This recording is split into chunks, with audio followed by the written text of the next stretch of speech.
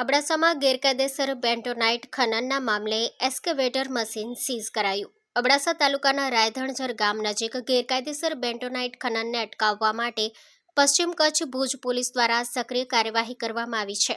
જાણકારી મળતા જ લોકલ ક્રાઇમ બ્રાન્ચ અને જિલ્લા ટાસ્ક ફોર્સની ટીમો ઘટના સ્થળે પહોંચી ગેરકાયદેસર ખનન અટકાવીને સીઝ કરેલી કાર્યવાહી હાથ ધરાઈ છે. પ્રાપ્ત માહિતી અનુસાર એલસીબી ટીમ અને જિલ્લા ટાસ્ક ફોર્સ સાથે સંકલનમાં રહી પેટ્રોલિંગ અને તપાસ હાથ ધરી હતી.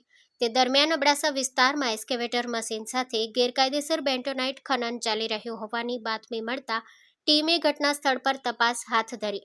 તપાસમાં રાયધણઝર ગામની પૂર્વ બાજુમાં એક લીઝની નજીક આશરે 100 થી 150 મીટરની દૂરી પર ખનનનો ખાડો જોવા મળ્યો અને ત્યાંનું એસ્કેવેટર મશીન હોન્ડા કંપનીનું મોડલ 215 હોવાનું નક્કી થયું.